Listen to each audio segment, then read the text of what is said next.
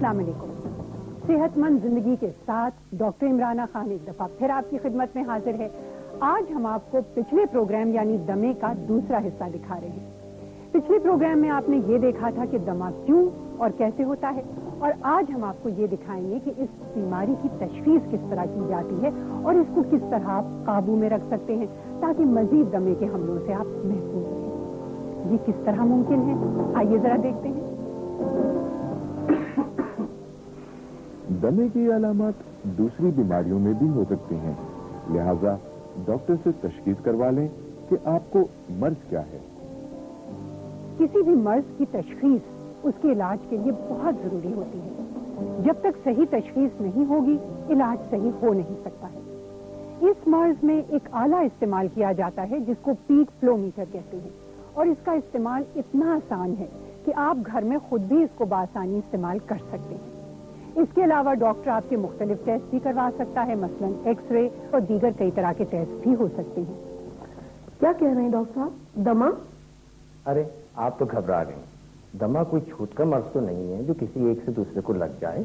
इसमें कोई बात नहीं, छोटे बच्चों, बड़ों, बूढ़ों, किसी को भी दमा हो सकता है। इसमें घबराने की कोई बात नहीं। अगर आप दमे का सही इलाज करें तो कोई वजह नहीं कि आपकी बच्ची एक नॉर्मल और मुतमईन जिंदगी ना गुजार सके। डॉक्टर साहब, तो क्या इसका इलाज मुमकिन है?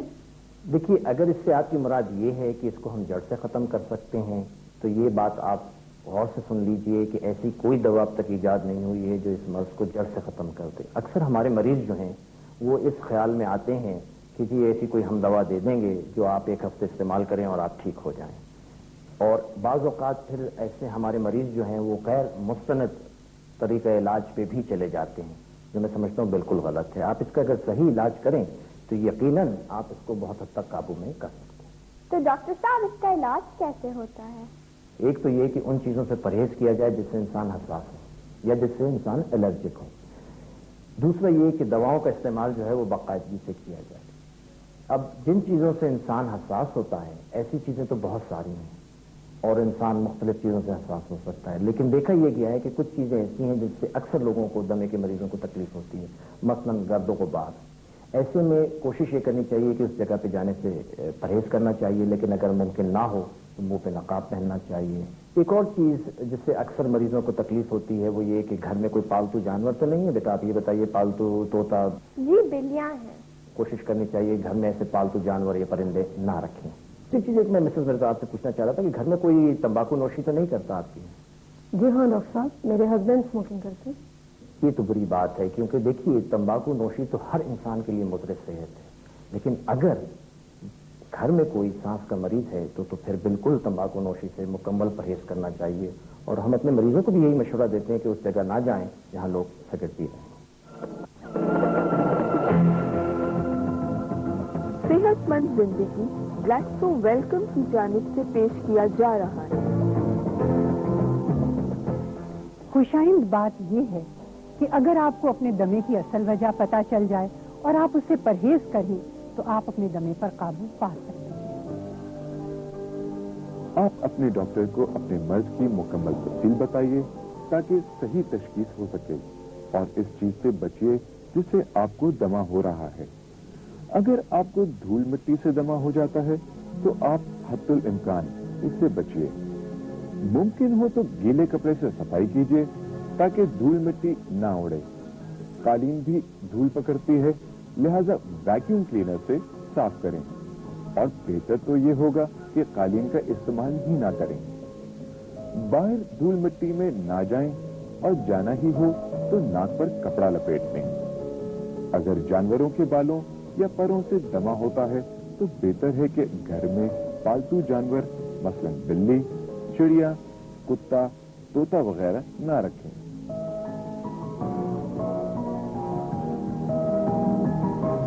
अगर आपके पेशे में ऐसी चीज से वास्ता पड़ता है जिससे आपको दमा हो जाता है तो बेहतर है कि अपना पेशा बदल लें। मसलन अगर आप माली हैं और फूलों से दमा होता है, या आप किसी ऐसी फैक्ट्री में काम कर रहे हैं जहां हवा में जर्रात से आपको दमा होता है, अगर पेशा बदलना मुमकिन ना हो तो ऐसी चीज से हद्दुल इम्कान दूर रहिए जिससे आपको दमा हो रहा है।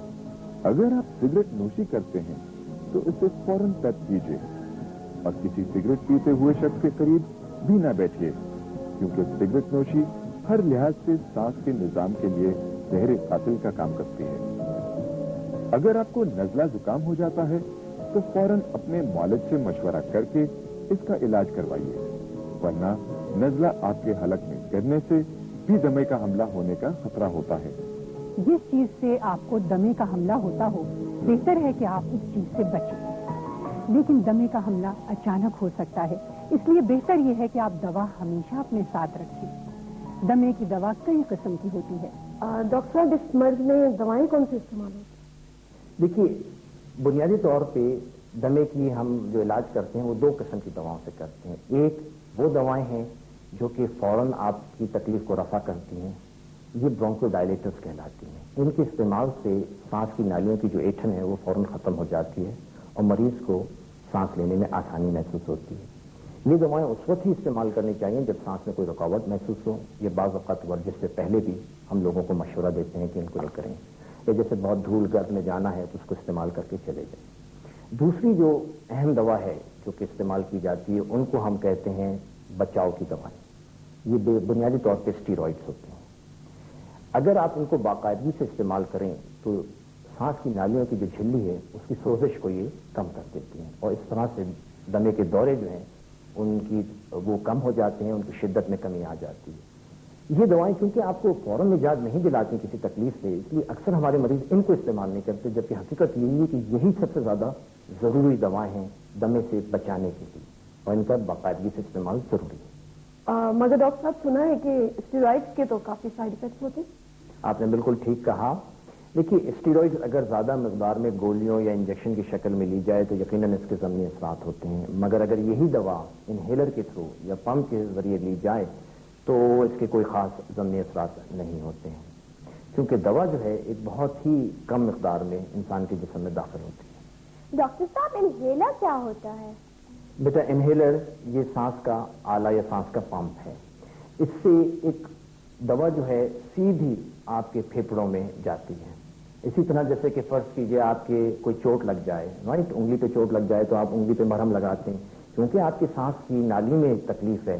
इससे अगर बेहतर ये तरीका है कि दवा सीधी आप सांस की नाली में डालें तो बहुत छोटी सी मकदार में जो है दवा अपना असर करती है, फौरन असर करती है और फिर उसके नुकसान साइड इफेक्ट्स नहीं होते। मगर मैं इसे इस्तेमाल कैसे करूं? मैं अभी तुम्हें सिखा देता हूँ कि किस तरह से इस्तेमाल करना है। इसको लो। देखो बेटा, इसको इस्तेमाल का तरीका यह है कि पहले इसका कैप निकालें, इसको पकड़ा इस तरह से कि अंगूठा नीचे, 2 उंगलियां ऊपर, इसको शेक किया ताकि इसके अंदर दवा मिल जाए। सांस पूरा बाहर निकाल के रोका, ठीक है, इसको मुंह में रखा, सांस अंदर लेना शुरू किया। जैसे ही आपने बेटा सांस लेना अंदर शुरू किया, इसको दबा दिया और सांस अंदर लेते रहे। जब पूरा सांस आपने अंदर ले लिया तो आपने सांस को रोक लिया और 10 तक दिल में गिनती गिनी और फिर बाहर निकाल दिया। इतना आसान है। डॉक्टर साहब, क्या मुझे इसकी आदत तो नहीं पड़ जाएगी? नहीं है ना बेटा, ये बिल्कुल गलत ख्याल है। अक्सर मरीज हमारे पास आके ये कहते हैं कि जी अगर हमने पंप इस्तेमाल किया तो हम इसके आदी हो जाएंगे। बिल्कुल गलत है। डॉक्टर साहब, मेरी एक दोस्त की बहन है 5 साल की, उसको भी दमा है, वो इनहेलर कैसे इस्तेमाल करें? बाज़ छोटे बच्चे और बाज़ औक़ात बूढ़े लोग इनहेलर का इस्तेमाल उनके लिए मुश्किल हो जाता है, तो ऐसी सूरत में हम उनको ये एक बोतल देते हैं जिसको हम स्पेसर डिवाइस कहते हैं।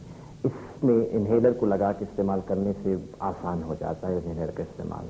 इसको बेहतर तरीका यही है कि इसी तरह जिस तरह से इनहेलर को हिलाया था आपने ना पहले, आपने इसको हिला कर इसमें फिक्स कर लिया। पूरा सांस बाहर निकाल के रोका, इसको मुंह में रखा और इसको दबा दिया। 1 दफा दबाया,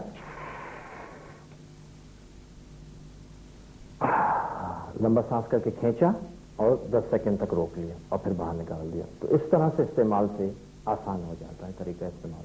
डॉक्टर साहब, क्या मुझे खुद से पता चल सकता है कि मेरा दमा कंट्रोल में है या नहीं? हम सांस के मरीजों को कहते हैं कि वो अपने सांस की रुकावट को एक बहुत ही सिंपल आले से, जिसको हम पीक फ्लोमीटर कहते हैं, उससे अपने सांस की रुकावट को नाप सकते हैं। मगर ये मैं कैसे इस्तेमाल करूं? बेटा, इसका इस्तेमाल तो बहुत ही आसान है। इसका तरीका ये होता है कि इसमें एक पॉइंटर नजर आ रहा है ना, लाल सा निशान, इसको 0 पे ले आइए, इसको इस तरह से पकड़िए, पूरा सांस अपने सीने में भर लीजिए, इसको मुंह में रखिए, अपने होंठ इसके गिर्द सख्ती से बंद कर लीजिए और पूरी ताकत से एक जोरदार फूंक मारें इसके अंदर। तो ये लाल निशान जितना आगे जाएगा उससे आपको पता चल जाएगा कि आपकी रीडिंग कितनी है। जितना कम होगा उतनी ही रुकावट ज्यादा होगी। डॉक्टर का तजवीज करदा इनहेलर हमेशा अपने पास ऐसी जगह रखना चाहिए जहां से बावक्त जरूरत फौरन दस्तयाब हो। स्कूल के बच्चों के टीचर और घर में मौजूद तमाम लोगों को इसके इस्तेमाल का सही तरीका समझा देना चाहिए। अगर आपको जिस्मानी वर्जिश या धुएं या गर्दो गुबार से सांस की तकलीफ हो जाती है तो आप इस सूरत हाल में 10-15 मिनट पहले इनहेलर का इस्तेमाल करें ताकि आपको दमे का हमला ना हो। एहतियात और सही इलाज करने से कोई वजह नहीं कि आपका दमा काबू में ना रहे। अगर आपको दमे का मर्ज है और आप अपने मालिज के मशवरे पर अमल कर रहे हैं तो हमें यकीन है कि आप एक नॉर्मल और खुशगवार जिंदगी गुजार रहे हैं।